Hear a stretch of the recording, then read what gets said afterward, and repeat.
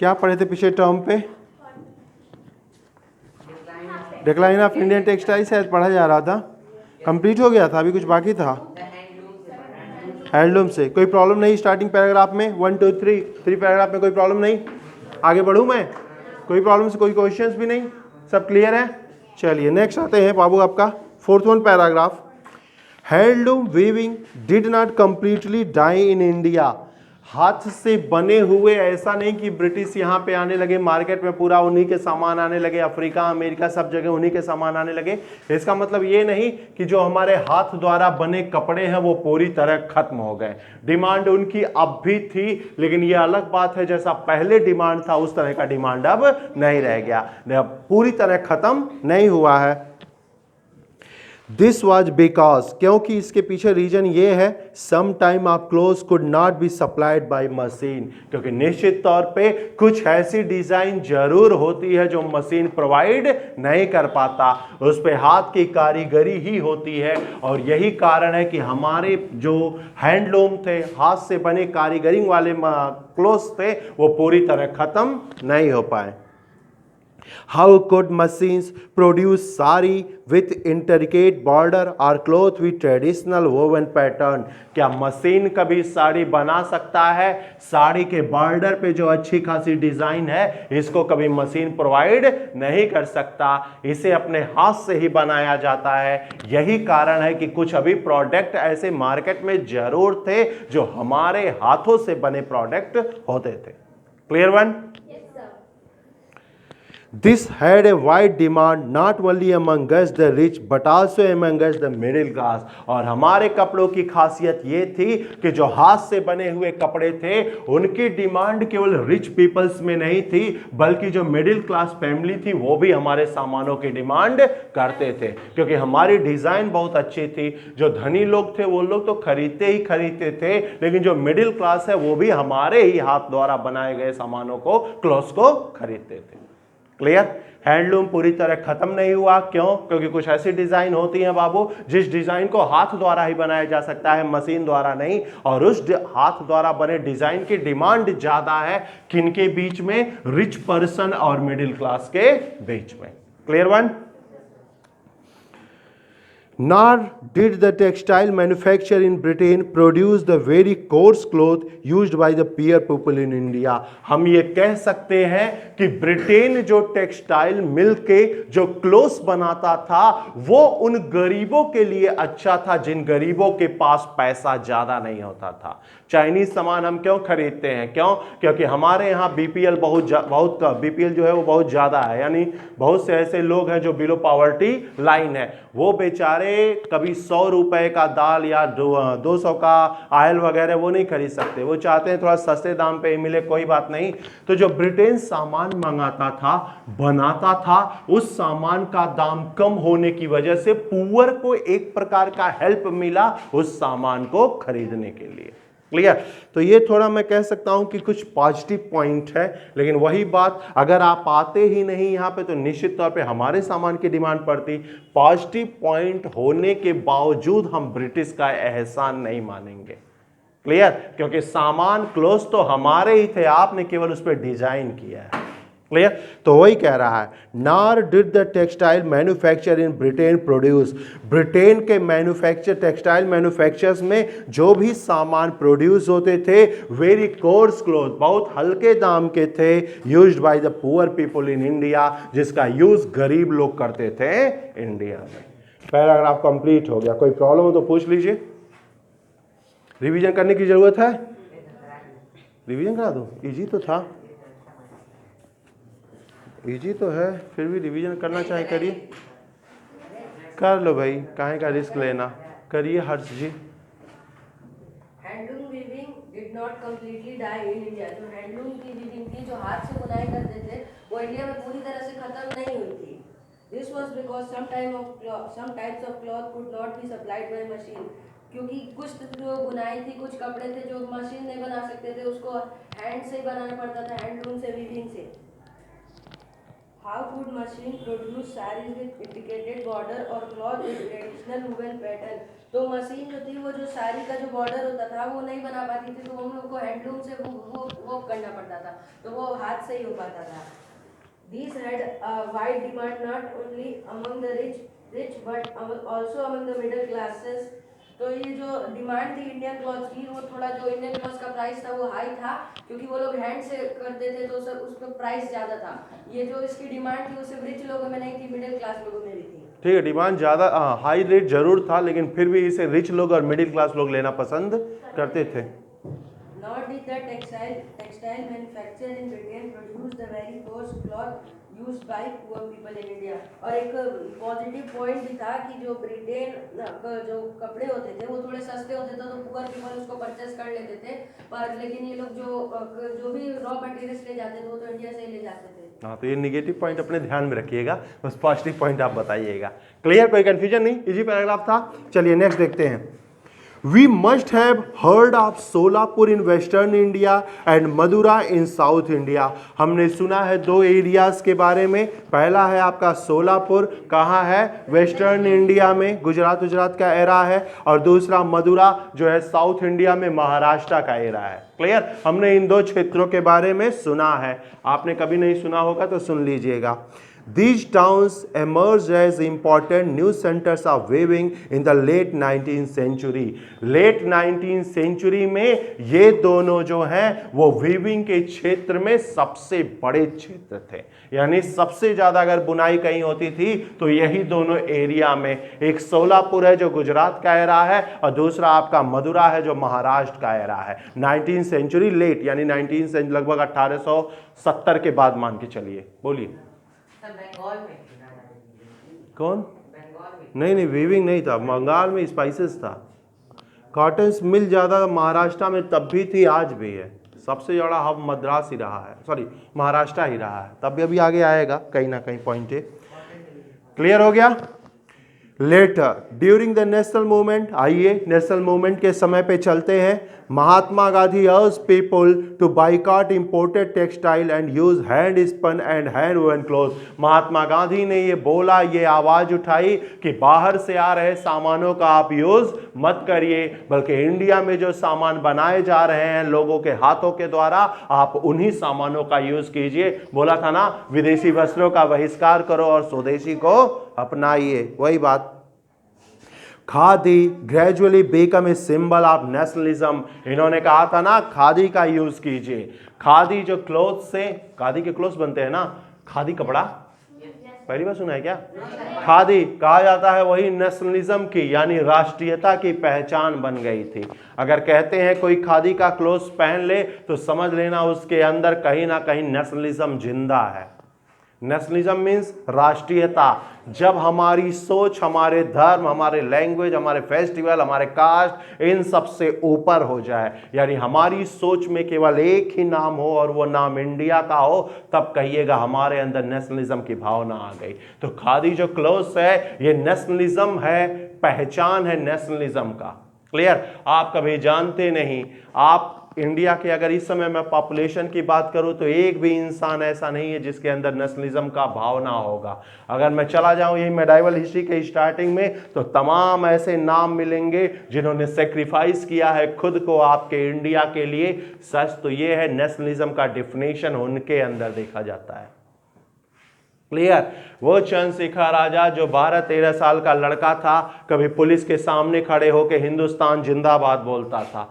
उस पुलिस ने कहा, अरे बच्चे तुम्हारी हाइट जितनी है उससे बड़ा तो ये राइफल है जिससे मैं तुम्हें गोली मारूंगा, भाग जाओ नहीं तो गोली मार दूंगा. उस लड़के ने कहा, सर 2 मिनट के लिए वो राइफल मुझे दीजिए तो मैं गोली सीधे आपके मुंडी पे मारूंगा. क्लियर. उस अंग्रेज ने कहा, पकड़ के ले चलो, सोच थोड़ी बड़ी है. जब उसे अदालत में ले जाया गया तो जज ने पूछा, अरे इसने भी कोई जुर्म किया है क्या? ये तो 12 साल का लड़का है. वकील ने कहा, उम्र पे मत जाइए, खतरनाक है. जज ने पूछा, बेटा नाम क्या है? उसने कहा, मेरा नाम है आजाद. बोला, खतरनाक नाम है भाई, पापा का क्या नाम है? उस लड़के ने कहा, मेरे पापा का नाम है स्वतंत्रता. उसने बोला, लो ये तो और खतरनाक है भाई, घर कहाँ है तुम्हारा? उसने कहा मेरा घर हर वह कारागार है जिस कारागार में राष्ट्र भक्तों का, नेशनलिस्टों का खून गिरा है, वो सारा जेल खाना ही मेरा घर है। उस जज ने कहा इसकी सोच इसकी उम्र से ज्यादा है, जितनी इसकी उम्र है उतने कोड़े मारो इसके शरीर पे। क्लियर। उस 12 साल के लड़के को एक खंबे में बांध दिया गया, उसके क्लॉथ्स को निकाल दिए गए और उस पे 12 कोड़े मारे गए। ये कोड़े वो नहीं जो हम खेलते हैं ऐसे गोल में बैठ के पीछे मारते हैं ढप ढप, ये कोड़ा है वो सट्टा जो चमड़े का बनता है, शायद शरीर पे लगे तो पूरी चमड़ी लेकर बाहर आ जाए। इनके शरीर पे मारा गया है 12 कोड़े। जब पहला कोड़ा मारा गया तो अंग्रेज ने कहा बोलो ब्रिटिश महारानी विक्टोरिया जिंदाबाद, तो तुम्हारे कोड़े को माफ कर दूंगा और हल्का मारूंगा। क्लियर। जब लड़के पर दूसरा कोड़ा मारा गया तो उसने कहा हिंदुस्तान जिंदाबाद है था, तभी तुम जैसे लालची लोग हमारे देश में आए हो। ये है नेशनलिज्म की भावना एक 12 साल के लड़के के अंदर। नेशनलिज्म उसे कहते हैं। क्लियर। बाप रे खतरनाक हो गया। चलिए, बड़ी बड़ी स्टोरियां हैं, हिस्ट्री है ना, घबराओ मत, अभी मॉडर्न हिस्ट्री तो आने वाला है। परिचित कराऊंगा भगत सिंह जैसे लोगों से आपको। भैया आगे बढ़ते हैं बाय द वे। क्लियर। तो महात्मा गांधी ने क्या कहा भाई, विदेशी को हटाइए और स्वदेशी को अपनाइए। Khadi is the symbol of nationalism. जो खादी है वो राष्ट्रीयता की एक पहचान है। कहां गया? द चरखा केम टू रिप्रेजेंट इंडिया। चरखे को इंडिया में रिप्रेजेंट किया गया and it was put at the centre of the tricolour flag of the India national Congress adopted इन 1931। 1931 में जो भारत ने एक तिरंगे को एक्सेप्ट किया एज ए नेशनल फ्लैग के तौर पे, उस नेशनल फ्लैग के बीचों बीच में यूज किया गया उस चरखे को। सिंबल देने का पर्पज बस इतना, विदेशी हटाओ स्वदेशी अपनाओ, अपने हाथों से बने कपड़ों का आप यूज कीजिए। इसीलिए हमारे नेशनल फ्लैग में जगह दिया गया उस चरखे को। 1947 में उस चरखे को हटाकर वहां चक्र लगाया गया। कभी किसी ने पूछा भाई पिंगले जी आपने वो चरखा हटा क्यों दिया, भाई वहां चक्र लगा दिया। पिंगले ने कहा ये जो चरखा है ये रिप्रेजेंट करता है इंडिया को, सॉरी चक्र जो है ये रिप्रेजेंट करता है इंडिया को। अगर मैं चरखा रहने दिया तो लोगों के दिमाग में कहीं ना कहीं महात्मा गांधी रहेगा कि ये महात्मा गांधी का सिंबल है, महात्मा गांधी का सिंबल है। और इंडिया वो देश है जो किसी एक इंसान का नहीं है, इसीलिए मैंने चरखा हटाकर केवल वहां चक्र लगाया। Clear one. पैराग्राफ कंप्लीट हुआ। कोई क्वेश्चंस? 1947 वाला पिंगले ने, 1930 वाला महात्मा गांधी ने। कौन सा जान? कलर वैसे ही एक एक सेक्रीफाइस कलर लिए गए थे, वो कलर चूज करने वाले नहीं थे कोई। पिंगले को डिजाइन करने को तैयार किया गया। पिंगले ने डिजाइन तैयार किया अपना, कॉन्स्टिट्यूशन असेंबली के सामने लाया गया। पिंगले को बुलाया नेहरू जी ने। नेहरू ने कहा पिंगले किस आधार पे तुमने कलर लिया, किस आधार पे चक्र लिया, थोड़ा कॉन्स्टिट्यूशन असेंबली को बताइए। तो उन्होंने बताया मैंने ग्रीन लिया इसलिए, सैफ्रॉन लिया इसलिए, व्हाइट लिया इसलिए, चक्र मैंने इसलिए लिया, चक्र में 24 तीलियां मैंने इसलिए, वो सब कुछ एक्सप्लेन किया है पिंगले ने। सबको पसंद आया, वोटिंग पढ़नी शुरू हो गई, पता चला विरोध में 0 वोट था, सब सपोर्ट में थे, एक्सेप्ट कर लिए। वलैया पिंगले, वलैया पिंगले, डब्लू पिंगले लिख लो और क्या, पिंगले ही नाम आता है हमेशा। जाने दीजिए, बड़े हायर क्लास की चीजें हैं, अभी बहुत दूर है, दिल्ली दूरस्थ। रिवाइज कराने की जरूरत है? इजी है भाई। जो ऊनी टाइप नहीं होता, कॉटन्स के बने होते हैं, ऊनी टाइप का होता है। कभी कुर्ता वुर्ता खादी का नहीं देखा? देखी है? नहीं कॉटन का नहीं समझते, ऊनी टाइप का होता है। बड़े अच्छे कपड़े होते हैं भाई, बड़े कहा जाता है मजबूत होते हैं। हाँ बहुत मजबूत होते हैं। मुझे ब्लैक कलर का मुझे क्या बोलते हैं? अब कलर्स तो बहुत सारे होंगे ना। नहीं वो खादी होता है, वो खादी हो सकता है, पता नहीं भाई। कभी गांधी आश्रम में जाइए, वहाँ खादी वस्त्रों को देख लीजिए, अच्छे खासे टंगे होंगे। क्लियर है? पैराग्राफ रिवीजन करने की जरूरत नहीं है। चलो नेक्स्ट पैराग्राफ।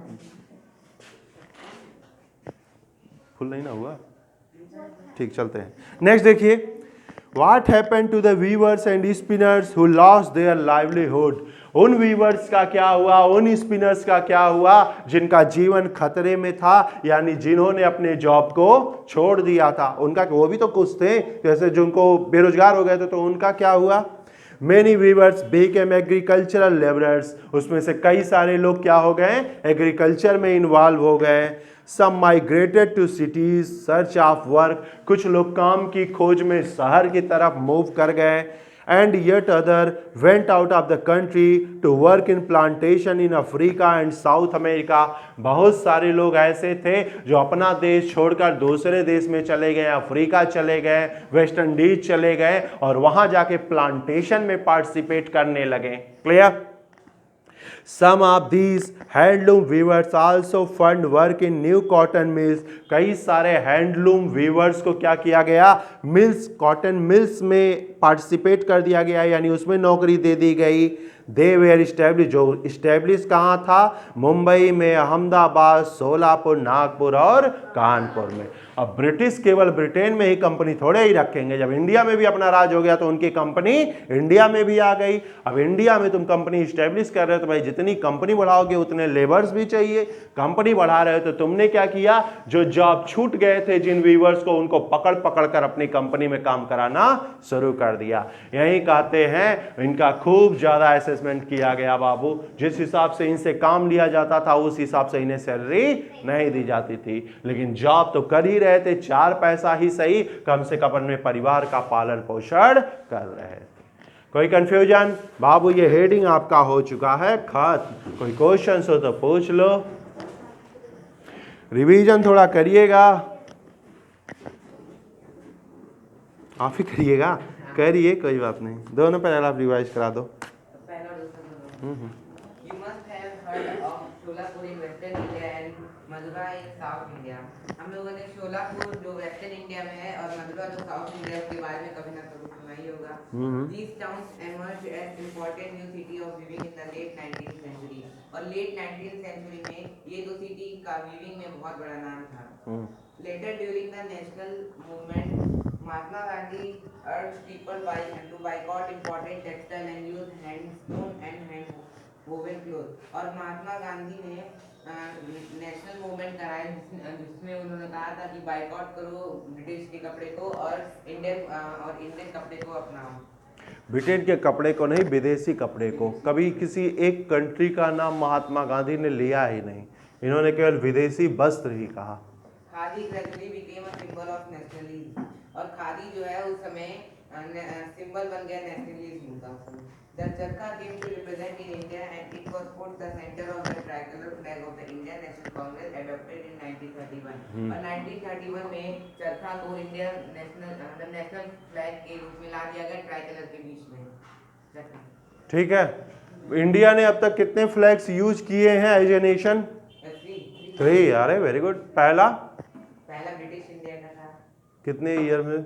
नहीं, इंडिया कितना इंट्रोड्यूस किया है? ब्रिटिश इंडिया का फ्लैग्स हम लोग नहीं मानते, वो भी 3, इंडिया ने भी 3 किया।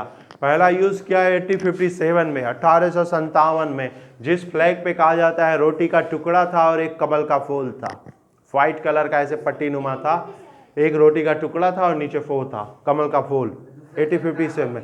दूसरा यूज किया 1931 में जिसमें चरखा था, ट्राई कलर। तीसरा यूज किया आपके 1947 में जिसमें चक्र। एक बात और याद रखो, 1931 में जो झंडा यूज किया था उसमें सैफ्रॉन नहीं था, रेड था, लाल। ठीक है, लेकिन 1947 में जो हमने यूज किया उसमें आपका सैफ्रॉन था, रेड नहीं, क्योंकि रेड कहीं ना कहीं ब्लड का सिंबल होता है। इसे 1947 में पिंगले ने उसे हटा दिया। केसरिया लेकर आया जो सिंबल है आपके सेक्रीफाइस का, बलिदान का। What happened to the weaver and spinner who lost their livelihood? और उन weaver और spinner का क्या हुआ जो अपनी livelihood खो बैठे थे? Many weaver became agricultural labor। और उसमें से कई weaver जो थे वो agricultural labor में चले गए और कुछ जो हैं वो सिटी से सिटी मतलब वो सिटी के लिए निकल गए काम के लिए। वो सिटी चले गए काम के, शहर में चले गए। And yet other went out of the country to work in plantation in Africa and south America, और कुछ जो है कंट्री छोड़कर प्लांटेशन के लिए चले गए अफ्रीका और साउथ अमेरिका में। Some of these handloom weaver also found work in the new cotton mill that was established in Bombay, new now Mumbai, Ahmedabad, Sholapur, Nagpur and Kanpur. और उसमें से कुछ वीवर जो थे वो जो ब्रिटिशर्स एस्टैब्लिश किए थे कॉटन मिल बॉम्बे और अहमदाबाद, शोलापुर, नागपुर में, तो कुछ वीवर चले गए उसमें काम करने के लिए। क्लियर है, कोई कंफ्यूजन नहीं, पैराग्राफ ओवर। क्या चलिए बस रहने देते हैं।